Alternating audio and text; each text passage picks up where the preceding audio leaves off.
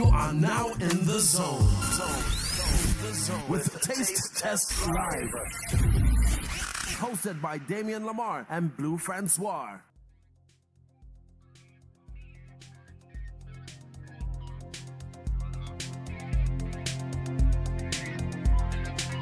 Hey, what's jazzin'?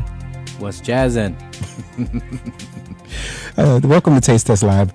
I'm Damian Lamar. I'm the host and producer of Taste Test on WJCT 89.9 FM.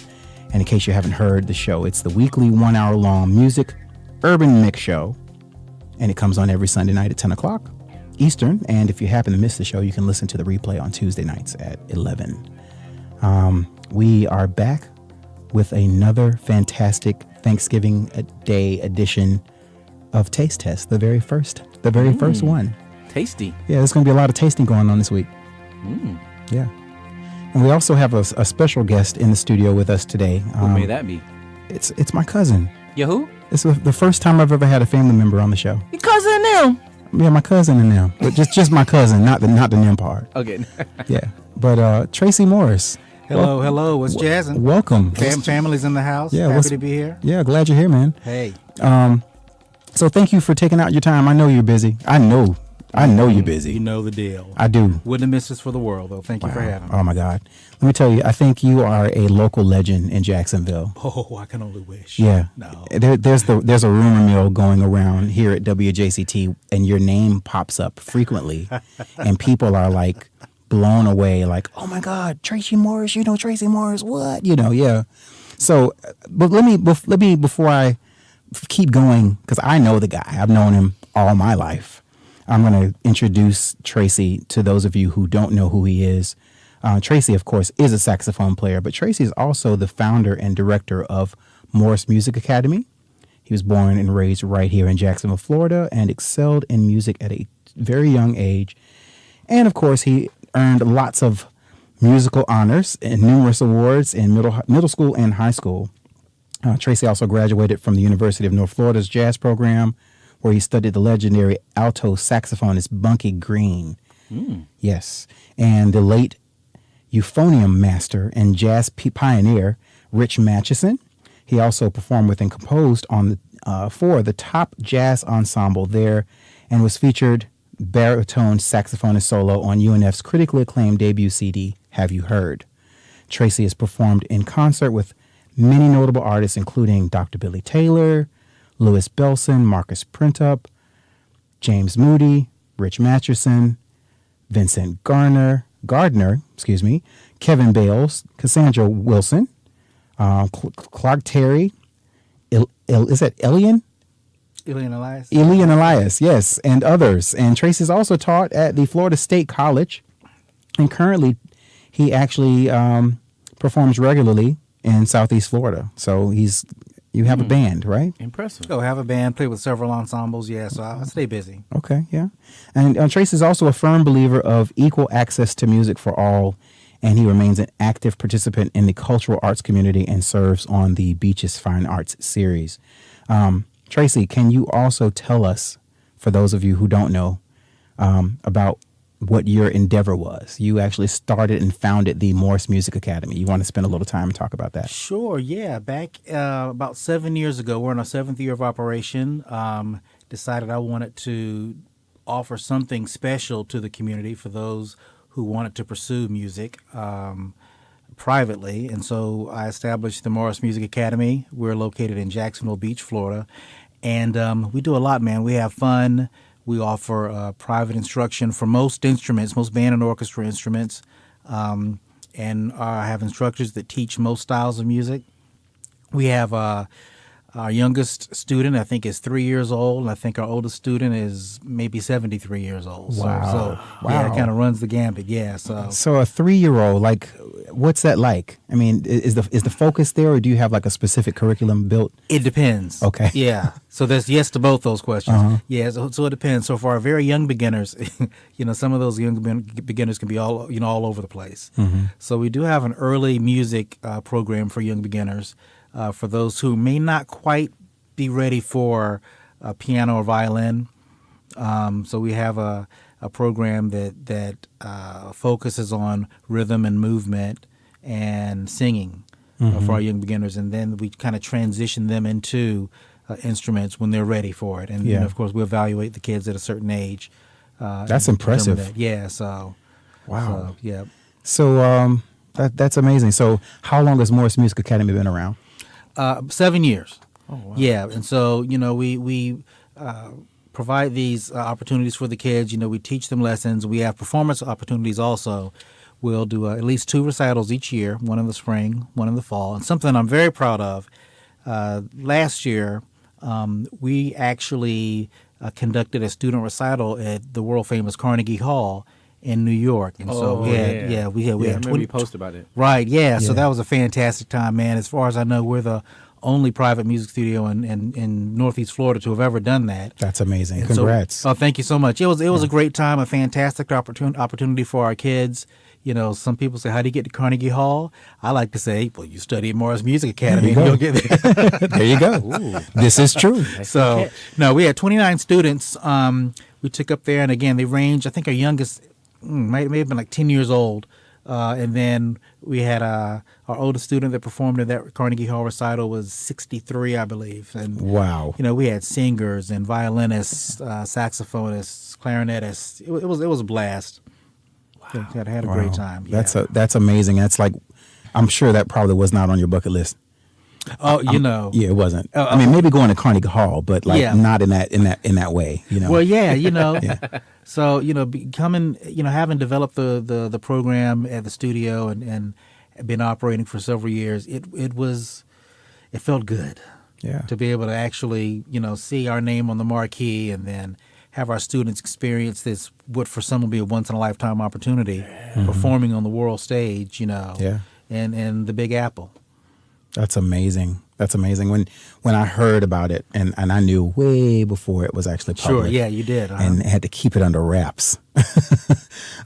It's just mind blowing that you actually had that experience. So I'm sure that feels real good. Real good. Yeah, and and we're not going to stop there. We do have a few other things I'll be announcing soon. And I know you're thinking, man, what's after Carnegie Hall? Right. Hey, there's much more we can do. Okay. And Are you gonna make an announcement about it here? You're gonna be ready to share some of Sure. what I can break things here on Taste Test. That's for sure. So when it's time to do it, you'll have the exclusive for sure. Nice. You and Blue will have the exclusive. So we'll Yeah. work that out. You should see the big smile on my face right now. Y'all should see it. Yeah, so we're gonna come back and we're gonna talk to you in a little bit and learn right a on. little bit more about your journey, Okay. and what really led you to opening up your own music academy, why you love saxophone out of all the other instruments. Okay. And we're gonna take a quick deviation. Normally we talk about a series called "Put This in Your Mouth." Put it in your mouth. Yeah, that part. Add a little note. Yeah, every week it's different. That was kind of hip. I like that. Yeah, it was pretty good. I might have to sample that somehow. Yeah. But I have to. I would be remiss if I didn't mention something that the internet seems to be mourning the loss of a very, very great, beautiful human being, Kim Porter. Blue, you want to talk a little bit about who she was? Yeah, she was actually the first girlfriend of P. Diddy. I actually remember when he did MTV Cribs and he introduced her, and she was, I think, pregnant with his first child. And so they always had a off and on relationship, very good.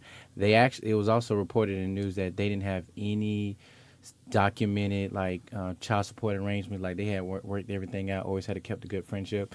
But USA Today reported that they're still not sure exactly what caused her death. They did an autopsy, and I think they're doing her funeral over the weekend. I think next weekend in Georgia. So they're gonna because she passed away in LA in the LA home, and I just found out through TMZ that P. Diddy was actually there. Oh, he arrived there at the scene before before police got there. So Wow. So just to back up a little bit, Kim Porter was found pronounced dead in her home. She was found in her home. said she'd been sick for a couple of days. They were saying that she reported that she had a pneumonia or something like that, or something associated with pneumonia, as I'm reading. and they said that she'd been battling flu-like symptoms and went into a cardiac arrest. Wow. Yeah. Well, I mean, I can say for myself, I'm not sure about you guys, but as I scroll through my timeline on Instagram, specifically Instagram, I don't see much of it on Facebook, but on Instagram and of course Twitter, her face is everywhere. And Everywhere. Everywhere. Yeah. Like every celebrity has been impacted by her life and has taken pictures with her, and it seems like Hollywood's kind of shaken about this loss. I mean, our love, respect, and condolences go out to her family and all of the friends and everybody that she impacted. Everybody's life was impacted by her. So, and I didn't know her, but I've actually seen her throughout the years and didn't even know who she was. Sure. You know, so, man, that's, Kim Porter, rest in peace. Rest in peace. So, to continue on, I mean, we're not going to spend a lot of time on a lot of news. I do want to say, you know, obviously this show is being recorded on Tuesday, November 20th. It's the Tuesday before Turkey Day. Tofurkey Day for me. Oh, you did the tofurkey route. Huh? Yeah. Really? Oh, boy, hey. Why is that? I think I'm going to do a mixture of both because I'm going to be hungry this year. You already know it. We already know it. I'm tired of being the wannabe vegan. Well, I've actually been on a juice fast. Not really juice, but more of like a smoothie fast since Saturday. No Really? food, just smoothie. Since Saturday. And Oh, wow. no food. Yeah. More power to you. So what you gonna do on? You're gonna do? I'm going to eat. Oh, you breaking your fast? I'm going to break the juice smoothie fast. Will that affect Yes. your alignment and your chakra if you break your fast? Probably. I mean, seriously, you know. Who's cooking? Actually, this year my family is going to meet at one of our cousin Frank's house, and everybody's supposed to be bringing something. I believe they're going to do the turkey and ham, and everybody's bringing a dish. You should have that cat. Like maybe your best students from the academy come do like a. Never mind. Like dinner theater, or maybe a show on a movie. Just give them. Just for You know, speaking of dinner theater, I would be remiss not to mention that Tracy is actually going to be part of a band called the Jaguars Jazz Band, and there's an event here at the WJCT in Studio A, the Big Giant Studio, the last home game of the season for the Jaguars, which falls on Sunday, December 16th. Tracy will be performing with the band. Wow. The food will be catered by Celebrity Chef Cartel. I think they're going to have an omelet station, a waffle station, a chicken station, bacon station. It's going to be awesome. Yeah. I cannot wait. Unlimited mimosa fountain. And, of course, the cash bar will be open if anybody wants to have their own type of concoction or libation at the bar. And I'm really excited about it. So tickets went down. They actually lowered the ticket price so more people can attend. It's $25 for the tickets now. Nice. I'll be there. Nice. Yeah, Yes. that's the base price, and of course, there's other levels depending upon whether you are a season ticket holder, if you want parking, and the word is out on the street. So if you haven't already, I think you really should get your ticket Now. get it now. It's a few days before Christmas. Like a week and a half or so before Christmas. So Good. It's going to be a great event, I think. Great music, great food, great fun. Yeah. So, one not to miss. So I had the privilege of recording the actual advertisement for the station, and I found a 9-track album, full-length album Of what? by Soul. Oh, I was gonna mention that. Yeah, Soul, giving you something real to feel. Where did you find I that? have it. What? Yes. Yeah. It was deep in the archives. It had to have been really deep. Yeah. Because wow. Okay. It's solid, man. I listened to that album. Really? Yeah, I listened to it over the weekend. I was Okay. in here and I was listening to it. So, yeah. Yeah, we're going to have to hear that one. Yeah, I'll have to Yeah. get your permission to play one of those songs on the radio. I don't even know what's on that record. This is a man that makes so much music and has been in the studio so many times. He's not sure what he's recording. Wow, I bet it's awesome. Yeah, it's good. It's solid. I mean, can you recall who played on that project? I'd have to listen to it. man. Lawrence Buckner. It had to have been It Lawrence. was definitely Lawrence. Ingenue Parsons. No, it wouldn't have been. It wouldn't have not been Lawrence. Longino. It may have been. I don't Lamar- know. I'm trying to remember all the people in the band. Sean Andrew. I think Sean played Sean Andrews, Andrews. drums, for sure. Yeah. Tamora was doing vocals back then. There was no vocals on that track. Oh, It was really? all instrumental. Yeah. Gotcha. Tom McAvoy. on Tom keys. McAvoy. Okay, I remember that. Yeah. Where is Tom now? Tom's in New York, I believe. I I can he's see in that. New York, yeah. Playing, Yeah. he's still playing? Okay. Yeah. Yeah. Wow. Yeah, Tom was way ahead of his time. Yeah. He really was. Sean Yeah. Andrews. We lost Tom. Tom was fire. Tom left Jacksonville. I don't think he ever came back. He might come back to visit his family and stuff, but yeah.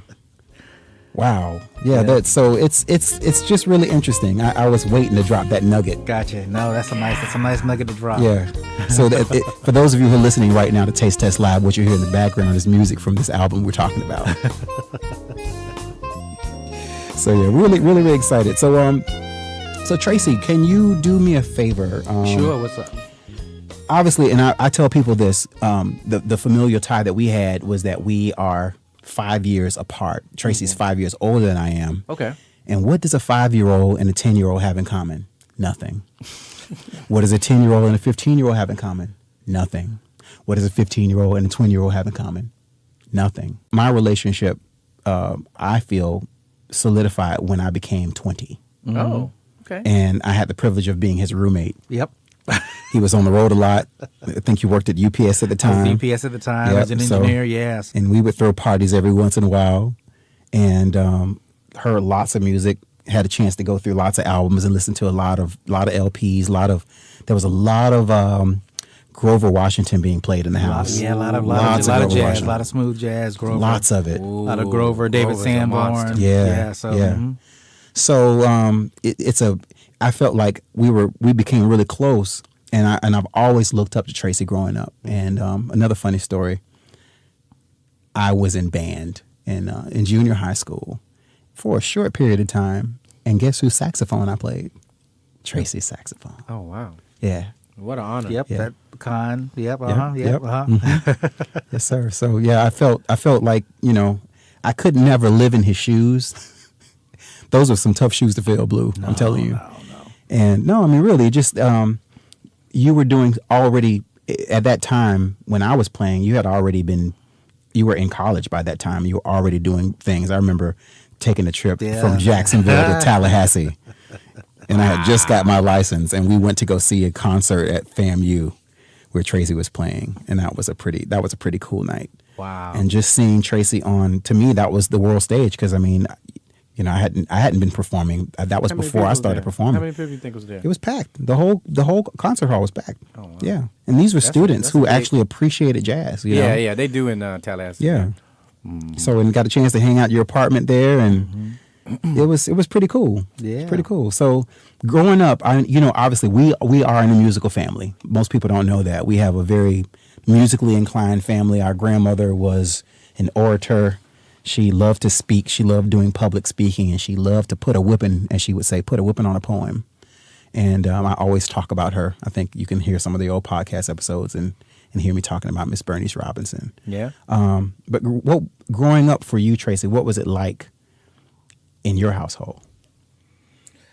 Never a dull moment, I tell you that, because you know my mama. She's my mother's sister. So yes. yeah.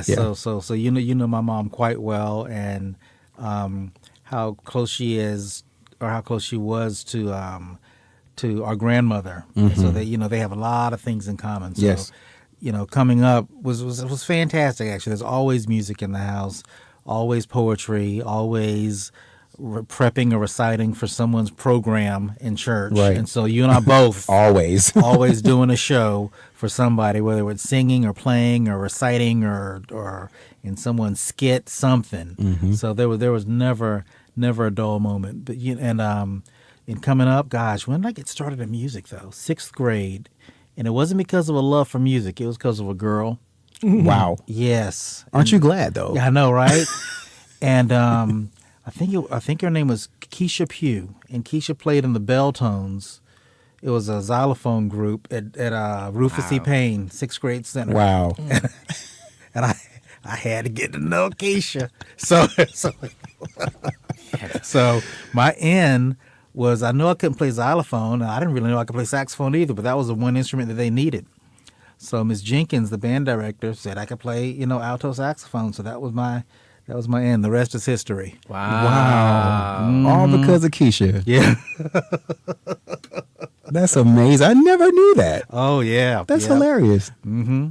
That's awesome. So you played, so you started in 6th grade. Yep. And then you became really, really serious, obviously, in middle school or junior high. Actually in 7th grade, Tom Haller was my band director and back then Douglas Anderson was still a 7th grade center. Mm-hmm. And it's funny, I had a gig with Tom the other day. He's still around, still playing. It was kind of cool to see, right? It was kind of cool to see him, my old band director. We're grooving together on stage. But yeah, after 7th grade, he really lit a fire. And from then, the rest is history. I was that kid in middle and high school that was practicing hours, every day. So that took you from middle school into high school. Yep. You did obviously did a lot of competitions. Yeah. I'm sure you played in jazz and symphonic band. Yeah, I did the whole. And I was the quintessential band geek, man. If it was music, I did it. Mm-hmm. Pep band, jazz band, symphonic band, wind ensemble, all whatever it was, I was doing it. If it was a competition, I was entering it. Mm-hmm. And moved from there to study with Bunky at UNF, and and had a good time. What was studying with Bunky like? Oh, paint a picture for us. Bunky Green, man. I can't say enough about Bunky. Living legend, one of the greatest human beings you ever want to meet on the planet Earth. He's just the best. Saxophonist, educator. And of course, and I don't want to disparage anyone else. I studied with Don Zentz, who's currently at Douglas Anderson right now. The late Rich Matteson. Bruce Silva, who led the top band after Rich did back in the day. So I had a pretty good upbringing, pretty good education. Yeah. Met a lot of cats, studied with a lot of cats, and was able to do a lot in music. So your surroundings, those individuals that you were surrounding yourself by and with, sort of help influence you and give you a little bit more passion to create. Oh, of course, yeah. You couldn't help but. Yeah. You're around a bunch of other cats who are like-minded, who are really digging in and have a passion for what they're doing. It kind of rubs off, if you will. Yeah. If it wasn't in me already, which it was, but surrounding myself with like-minded individuals helped tremendously. So you're from a celebrity perspective. I know you love Grover Washington. I know. Yeah. I know. Sure. Yeah. Why? I've never got a chance to ask you. Why do you? Why? My dad had a collection of LPs, and he had a bunch of Grover LPs, back in the day. So he liked Grover. He liked Grover, yes. Wow. He liked Grover, and I'm talking old school Grover, like Reed Seed, and a lot of those some of his first LPs. And I grew up listening to those, and I'd have them on repeat, in our living room, and that's what was my introduction to Grover and David Sanborn, Marcus Miller, a lot of those cats. So yeah. Wow. So you've had the privilege of playing with any celebrities recently? I mean, who was the last person that you had the privilege of sharing the stage with? Oh gosh, I don't know. That's a loaded question. That is a loaded question. Yeah. Damian Lamar. I don't know. And I kind of let me say this. Over the years, you play with a lot of cats, whether it's in college or you're going to sit in at a venue and Winton may be there, so you're sitting on stage with him. So you can say you played on stage with a lot of different people, right? And it's the truth. I think a lot of my joy comes from playing with some of the, I don't want to call them unnamed legends, but some of the more some unrecognizable cats. Because there are a lot of cats in Jacksonville who are just, what I'm talking about, Blue. Yeah. Who are just as prolific, if not more so, than the named cats that we think about. Right. So. I find my joy often playing with cats here in town who are fire. Someone that you've had an opportunity to meet recently, and we've talked to Jason Anderson. Oh, absolutely. Prolific vocalist. He goes by Jason Lamar. Jason Lamar, right? Yeah. That's my soul brother from another mother. So I can't say too much now, but there's some huge things in the works with him. He's a fantastic singer-songwriter, arranger, and so we have a lot of big things coming up. I can't wait. Yeah, no, you can't wait. I'm telling you, I can't wait. It's fire. Yeah, so but there are a lot of cats, and it's amazing to me how much talent is here in Jacksonville. In Jacksonville, yeah. Yeah, like I'm a saxophonist, and one of my saxophone heroes. But you have someone like Juan Rowland. You know Juan. Yeah. Juan is straight fire, man. Yeah. Right here in Jacksonville. So it's like, and the list can go on and on and on and on and on. I need some of these folks to be on the show. Like, I know. Well, you were the connector. Oh, I'll connect you because Yeah. they should be on the show. People need to know about them. I agree. Yeah, for I sure. agree. So, Blue, I think you had a couple questions for Tracy, yeah, you too. know I got a couple questions. He's been waiting. He's sitting fire up. away. Like you're sitting up straight in your seat right now. Now, this is the question I wanted to ask you. Yes, sir. Do you know Jameson Ross? Yes, I know Oh, Jameson. my God. Yeah. Okay, let me tell you a funny story about him, and then I'm going to go into my question. All right, Okay. so I kind of met you through Larry Wilson. Yeah. I didn't know y'all was cousins until maybe, I think, when I first started the show, but I met you through Larry Wilson because me and Larry started a band, and Jameson Ross was our vocalist, and I was the lead singer, so before he won a Grammy, before he did all this, I was the first person to take him to the studio, and I never knew that his father was Willie Ross. Willie Ross, yeah. I didn't know that. I knew that. I knew Jameson when he was young, like very, very young. All right, so Yeah. So the question I want to ask you: do you think there's a disconnect between Jacksonville and our music scene here? Because, like, when I got introduced to Soul Band, I thought y'all were maybe one of the best bands I've heard, and I'm not going to say on a local standpoint, but just one of the best bands. Like y'all was just meticulous about rehearsing. Like I remember just watching you at the house rehearsing. It was just like something was never off, but then y'all would be like, okay, hey, let's do it again, and y'all would just keep playing the same part, and I was just like, whoa. I mean, just the sophistication of rehearsing and being on I remember y'all was very punctual. Y'all was I mean, y'all was like the complete band. I think if y'all had YouTube, YouTube I think was YouTube wasn't around. YouTube wasn't around then. That was a long time ago. Yeah, it was. There was no YouTube. I don't know. I mean, I just feel like y'all were like the band. Like, why'd y'all break up? I mean, did y'all break up? What happened? I think Spill the juice. There's no juice to spill, brother. There's no juice to spill.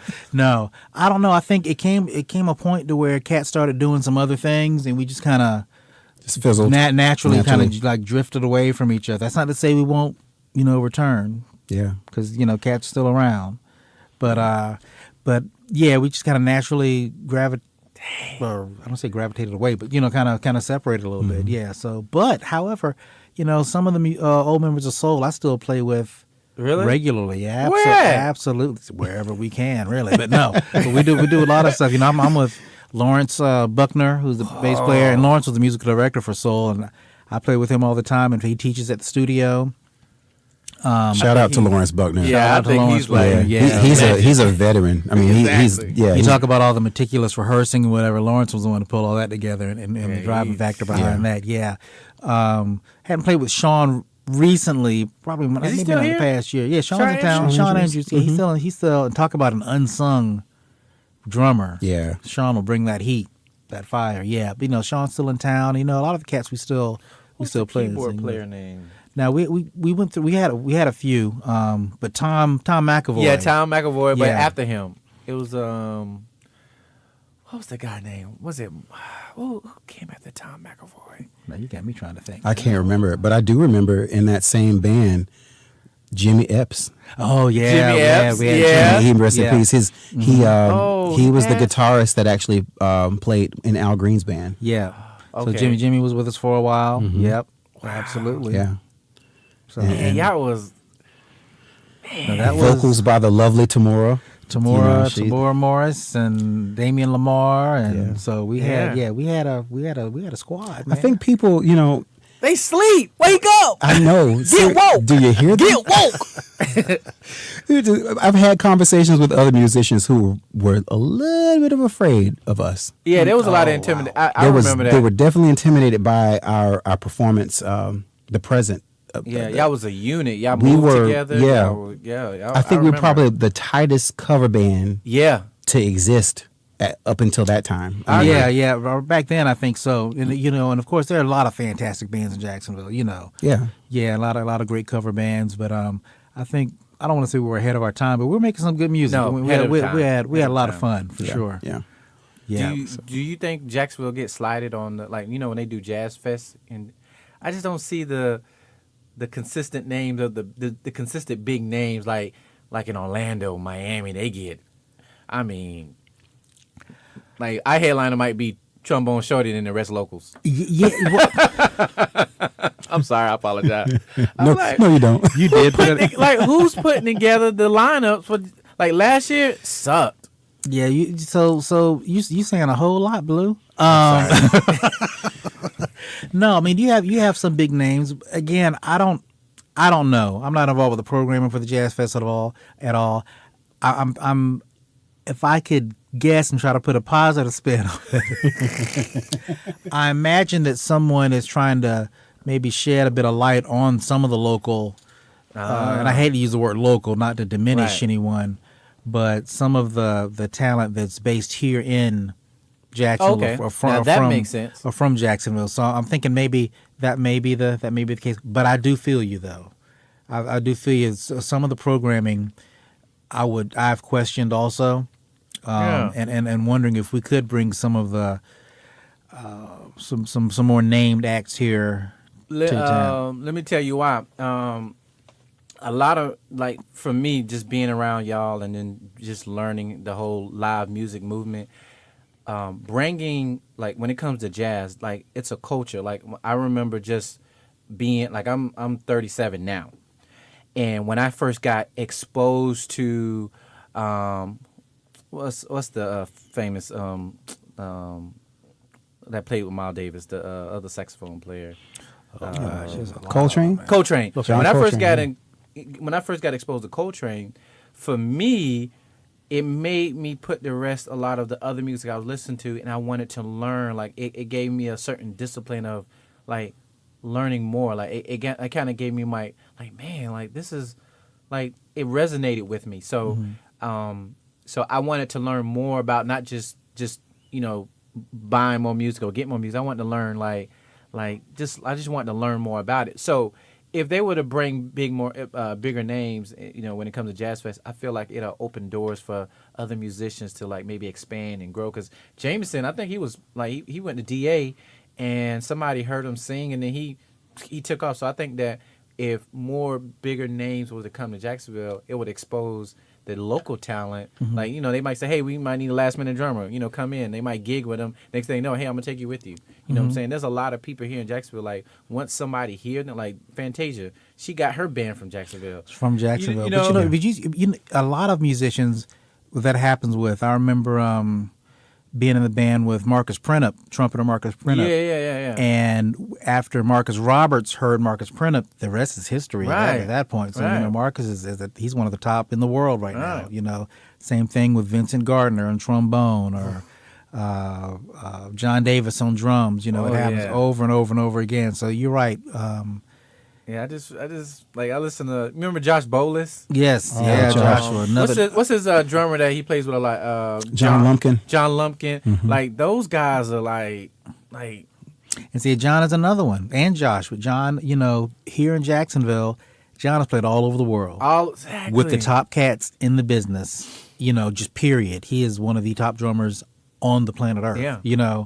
And so, but John's dedicated family man based here in Jacksonville, but he can go out, and he does go out, and he's done the worldwide tours, and he's played on the Grammy nominated albums, and he's done his thing, But I do agree. I think there is a need for Jacksonville to juice it up a bit. Yeah, quite frankly, I would appreciate a better lineup, Jacksonville.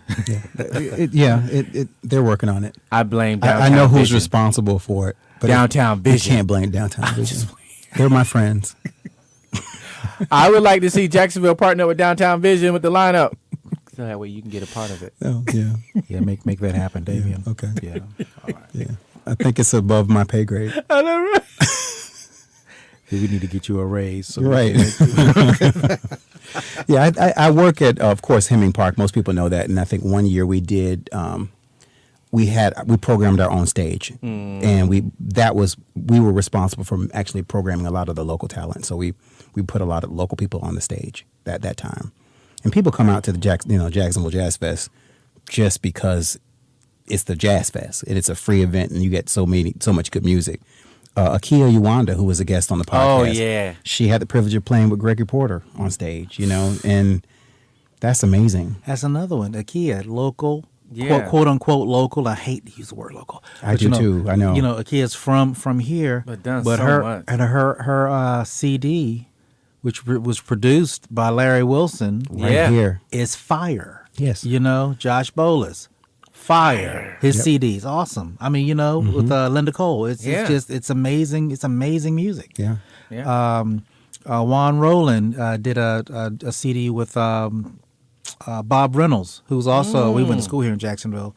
But yeah, and that's one of the better CDs I've heard. It's just a lot of great music here. So You're making me think. I feel like I want to put together. No, that's what I'm saying. Like A project album that literally picks the best of all of these great albums. Yeah. And put like a mix CD or something. Yeah, That's, you should do that. People don't do CDs anymore. you're gonna have to have a volume 1, a volume 2. Oh yeah. You got Will Neal. Oh man. My mind's going blank on me now. But yeah, there's but a there's whole so list. many. Yeah. Jameson. All right. 2019. Yeah. 2019. That's your mandate. Okay. Expose the world to the Jacksonville music scene. Yeah. That's your But so responsibility. back to Tracy for one quick second, because so part of the music scene, I think most people, like I mentioned earlier, a lot of people when they hear your name, they're, oh my God, Tracy Morris, they just light up. Yeah. Why?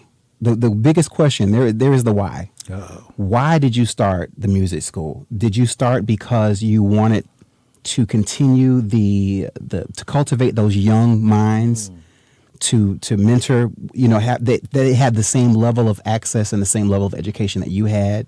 Because they're taking music out of schools. Yeah, they are. Let's be honest. Here in Duval County, music is not what it used to be when we were in school. So what was your whole reason for starting Morris Music Academy? So yeah, I guess on one respect you can say music isn't what it used to be back in the day. I taught as you know, I taught in Duval County for 12 years. So I had a little bit of a stretch, and I saw the ups and downs. And fortunately, when I came on, it was on an uptick where they were putting music back in the schools, especially in our public schools. After having taught for over a decade, a couple of things occurred. I wanted to give the kids more, if you will, and increase the opportunities and maybe do something a bit more for the kids on one hand. And another thing that I wanted to do, I just want to do my own thing, having an entrepreneurial spirit, being a musician, a jazz musician.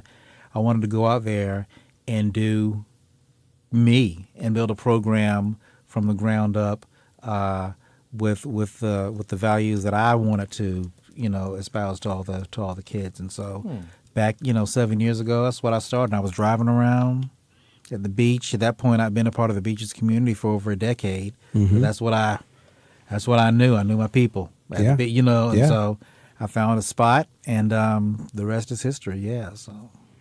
Well, I commend your work because I wish you weren't way out of the beach. Maybe you consider opening up a location. Well, in the urban core. Let me tell you. So that is a distinct possibility very soon. But I will tell you, we do have a number of what we provide. What I would like to think are some unique opportunities that maybe some other music schools do or they don't. I don't know, but we have a number of students who can't make it out to the beach to study with us, who either live in town or live in other states or other parts of the country, but we still teach them because we offer lessons online as well. So we do lessons via Skype or FaceTime. How is that? How does that go? It depends. It's a very individual thing. It works for some people, doesn't work for others.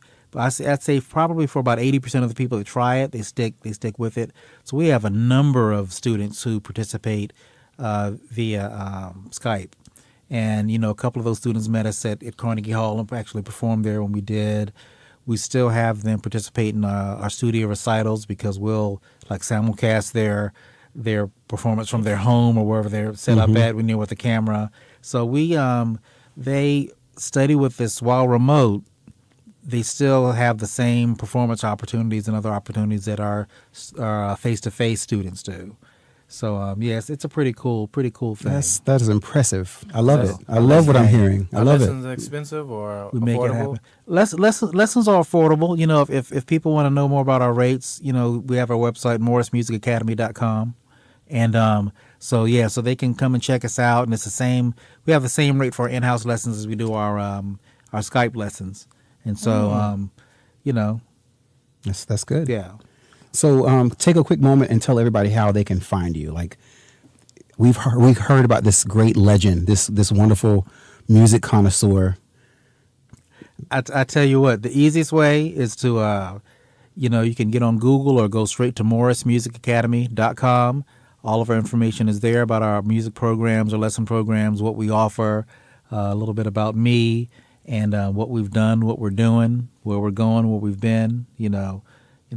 We were voted best music school in Jacksonville back in 2017. Yeah. Top 3 this past year. I feel great about that. You should. The school that won, and I'm gonna give them a shout because a lot of my students go there. Okay. Douglas Anderson School of the Arts. Oh yeah. It's kind of hard to fight against I know. a battle against a public school that's the best in the country. But we were right up there with them, so I feel great about that. Yeah. So we actually have a number of students who study with Don Zentz, the head of the jazz studies program over there. He's one of my former teachers as well at Douglas Anderson. So we're proud that we're able to foster that level of musicianship to where we have kids that can perform on that level, function on that level. We have kids all state, all county, solo and ensemble, superior ratings. We have a young man this year who is part of the National Honor Orchestra and Ensemble and the International Honors Orchestra, and he'll be performing at Carnegie Hall on his own merits in the spring, and then performing in Sydney, Australia in the summer. So our our students are not messing around. I can tell. Yeah. Any other success stories? With Oh any other gosh. students Yeah, that we sticks have. out? Students being applying to and being accepted to the colleges of their choice. Everywhere from Ivy League schools to music conservatories to our FSU, University of Florida, Miami. Yeah, so we prepare our students to perform at the level that they are aspiring. So whether they want to be professional musicians, singer-songwriters, we have Jason there teaching that, whether they're auditioning for musicals or, like I said, state contests or solo ensemble, or whether they may want to be prepping auditions for Juilliard, we got them covered. Well equipped. Oh. Well equipped. Yeah, absolutely.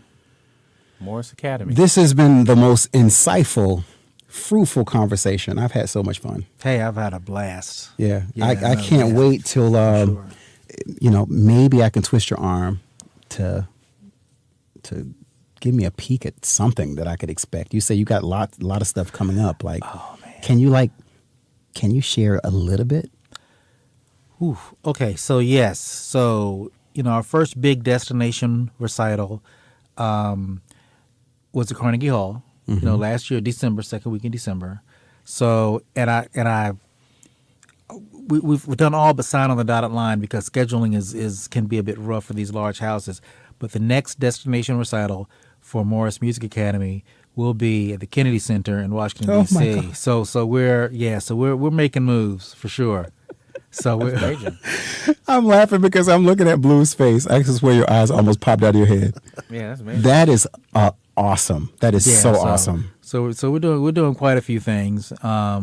There's some other things that we're working on, and as far as some production type things with Jason. So, and I know we're expecting to have him on the show in the Very future. soon. Yeah. Yeah. So I'll let him discuss that and bring Wonderful. that. But yeah.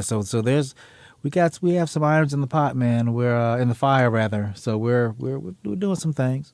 This is good. Yeah. All right. Yeah, for sure. So Blue, can you take us out? Yeah. Well, before we take us out, any concerts coming up? Where Concerts. You know what? Actually, Tracy Morris in concert live, sponsored by Taste Test Radio. Hey, don't mess I around. know. I'm gonna make that happen. Yeah. You know, I have a few things that may be coming up soon. I'll post those on the website as well. But if anyone wanted to hear some of the students, we have a student recital Saturday, December 8th, starting at 11 a.m. at St. Paul's by the Sea Episcopal Church in Jacksonville Beach, Florida. It's a free event. If anyone wants to come out and take a listen to the product of what we do at the studio and want to hear students that are from a beginning level to a very, very advanced level, everyone's more than welcome to come out and take a listen. I think we're going to do something this year that we've never done before and take advantage of the Facebook Live streaming. So you can go to facebook.com/Morris Music Academy and get more information about the school, and maybe catch us on December 8th at the recital. And catch you playing your sax on December 16th as well. Oh, gosh, yes, that's right. That's with right. Jaguars Jazz featuring Tracy Morris. We're going to have vocalist Kai Elise there singing some tunes, and I believe that your taste test, one of your taste test hosts, Damian Lamar, is going to sing as well. Ooh. So, yes. I want 4 tickets. Maybe, Blue may be there, No, I will be there. Yeah. Blue, so there Get you go. your tickets now. Get There you tickets go. now. Don't let it sell out, folks. It's going to be awesome. Yeah. I'll be there. Because it's the first one, and I believe we're going to try to do it every year. Nice. So, Excellent. all right, Blue. Yes. If you like what you heard today, please follow us on Facebook, Instagram, Twitter at Taste Test Radio. Please visit tastetest.live, where you can find all of our old episodes, hear some exclusive music from our past guests. We are a fully syndicated podcast, and we are on all platforms such as Apple Podcasts, Google Podcasts, Stitcher, TuneIn, Spotify, and hopefully you'll hear us on iHeartRadio very, very soon. I hope so. I submitted the application, and I haven't heard back from them. And that was the second time I submitted it, so. Third time's a charm. There you go. This podcast was produced, edited, and recorded courtesy of yours truly.